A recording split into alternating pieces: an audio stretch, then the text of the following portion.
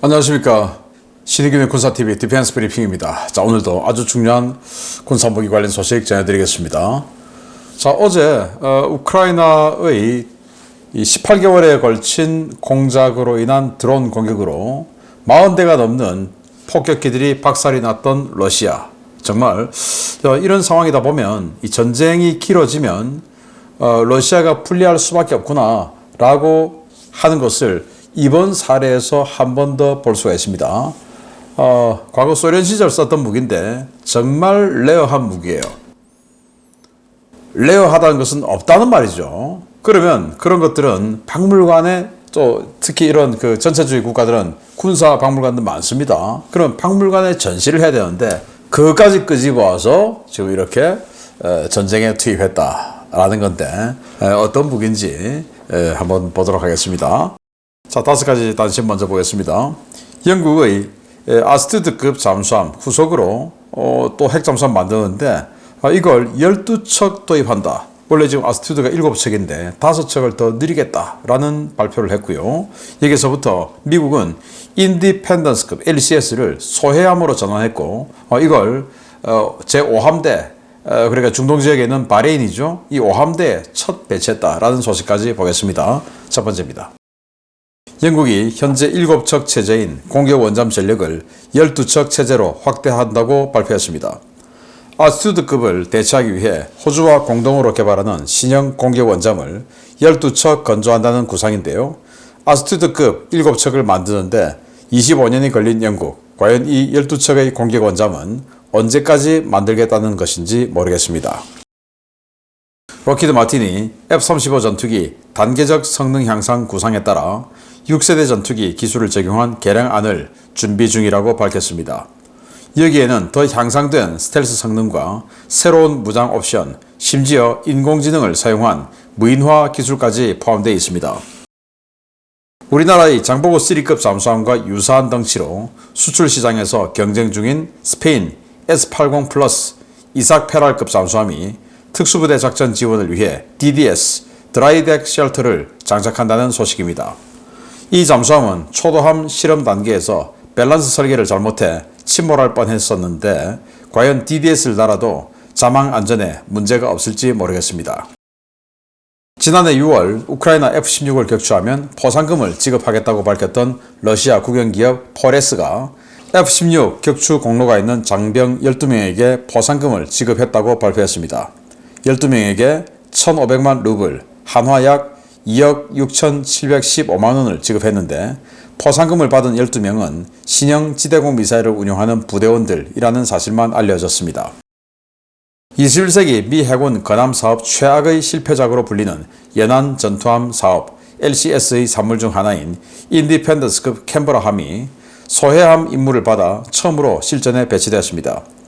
바레인 제5함대에 배속된 캔버라는 헬기와 무인 수상함을 싣고 소해 작전을 수행할 예정인데 미 해군은 동급 4척을 소해함으로 전환해 중동 해역 임무에 투입한다고 밝혔습니다.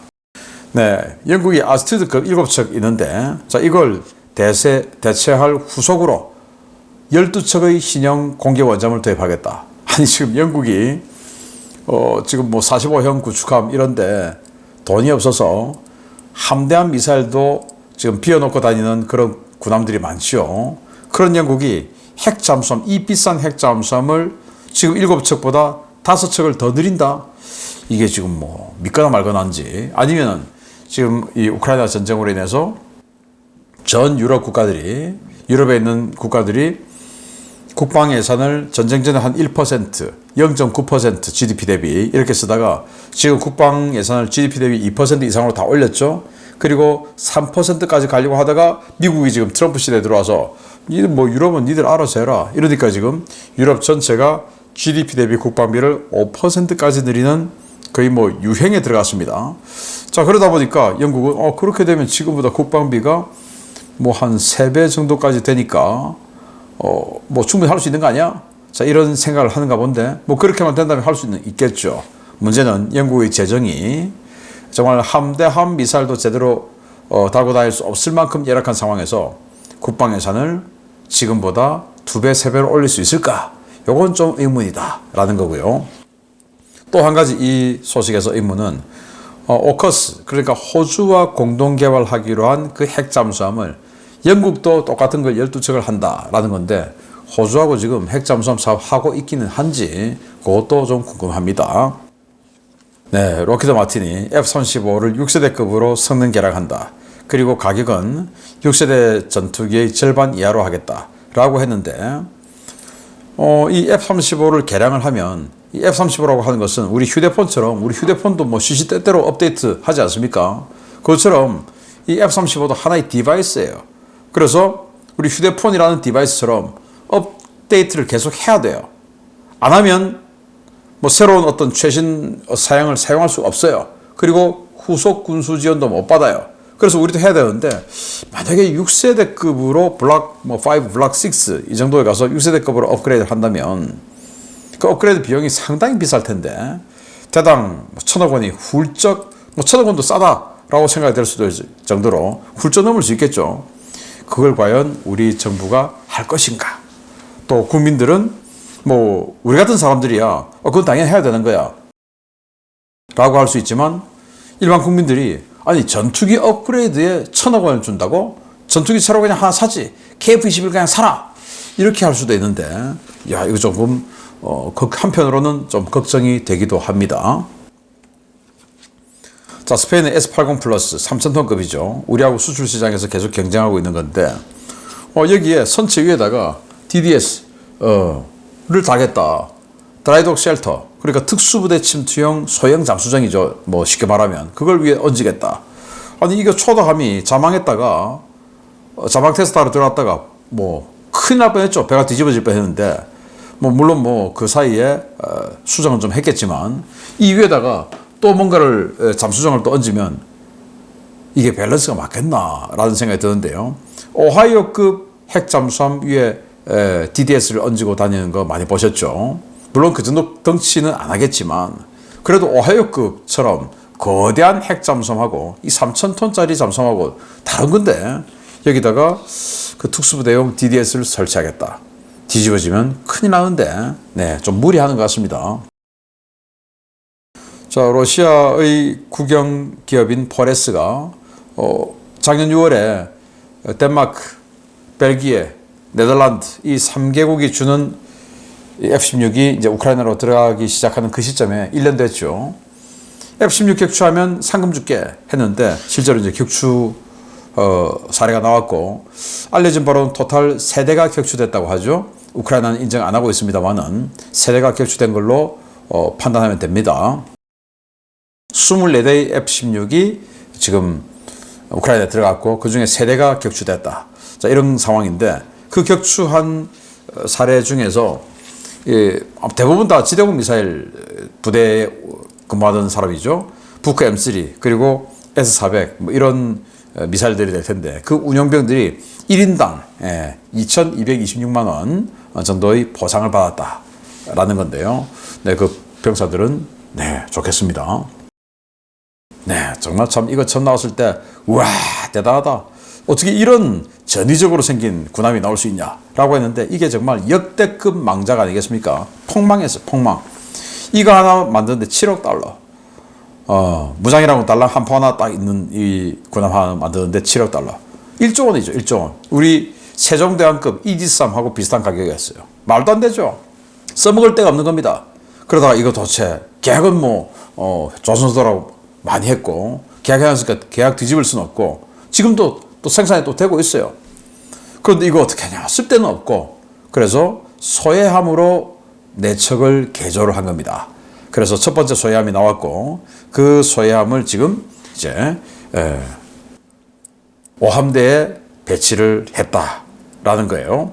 그래서 5함대가 바로 바레인이죠. 그러니까 이란 바로 앞에서 소해 임무를 한다라는 건데 우리 양양급 소해함 한 척이 1,000억 원입니다. 1,000억 원. 그런데 이건 개량 비용 빼고 1조 원이니까 우리 양양급 소해함보다 성능은 뭐 좋을 리가 없겠죠. 전용으로 만든 배는 아니니까. 그런데 비용은 10배 이상이다. 기가 막힙니다. 아무리 천조국이라도 네, 계획은 잘 세워야 된다. 그리고 이게 아니다 싶으면 계약 취소하고 바로 그냥 백해서 나가야 되는데 그걸 또 계획을 또 계속 진행을 하고 안타깝습니다. 자, 주요 소식 보겠습니다. 우크라이나군의 미사일 공장 타격으로 장거리 공격용 미사일 수급에 큰 어려움을 겪고 있는 러시아가 소련 시대의 유물로 반세기 가깝게 방치되어 있던 고철을 가져와 미사일로 개조하고 있다는 소식입니다. 도대체 이런 물건들은 어디서 찾아내 어떻게 복원하는 것인지 참으로 궁금합니다. 러시아가 지난 5월 30일 흑해 연안 오데사를 공습할 당시 사용한 장거리 미사일 중에는 과거 소련군이 방공훈련용으로 시범 도입했던 무인 표적기를 개조한 모델이 포함되어 있었다고 우크라이나 군사정보국이 밝혔습니다. 군사정보국은 최근 오데사 방공작전에 자신들의 무인 함대공 드론도 참여했다면서 해당 드론이 여러 발의 공중표적을 격추했다고 밝혔는데요. 이들이 격추한 표적 중에는 이번 전쟁 발발 이후 처음으로 포착된 순항미사일형 공중표적도 있었습니다. 우크라이나 측은 이 표적이 크림반도에서 발사된 단-M이라고 분석했는데요. 해당 모델은 1970년대 소련군이 방공훈련용으로 극소량을 시범 도입했던 무인 표적기를 개조한 것이라고 밝혔습니다. 이 표적기는 최대 약 9km 고도를 비행할 수 있는 제트 엔진 방식의 무인 표적기인데요. 시속 400km의 속도로 비행할 수 있고 최대 750km를 비행할 수 있지만 전반적인 성능과 신뢰성이 떨어져 러시아군에 대량으로 도입되지는 못했습니다. 우크라이나군은 러시아군이 단이라는 무인 표적기를 개조해 이를 단-M이라 이름 붙이고 3D 프린터를 이용해 필요한 부품을 제작하는 등 이 무인 표적기를 순항미사일로 사용하기 위한 개조 작업을 확대하고 있다고 밝혔는데요. 대부분의 군사 전문가들조차 그 존재를 알지 못했던 실패한 장비까지 꺼내와 미사일로 개조하는 러시아, 정말 상황이 좋지 않은 모양입니다. 네, 이게 무인 표적기입니다. 우리나라도 무인 표적기 운영하죠. 그런 무인 표적기인데 70년대 소련이 만들었고 시범적으로 몇 대를 만들어 봤는데 뭐 가성비 별로 안 좋다 해서 만들다가 그만둔 겁니다. 시범적으로 몇 대 만들었고 그 중에 몇 대는 또 이제 훈련에 사용했을 테고 정말 몇 대 안 남았는데 이게 오데사 공습할 때 요격을 해보니까 순항미사일인데 속도가 너무 느려. 순항미사일 같으면 속도가 뭐 800km 이상은 돼야 되는데 뭐야 아주 천천히 한 450km 날아오네? 그런데 덩치는 순항미사일이야. 그래서 맞춰놓고 분석해보니까 아무리 봐도 이 단-M이다. 단이라는 겁니다.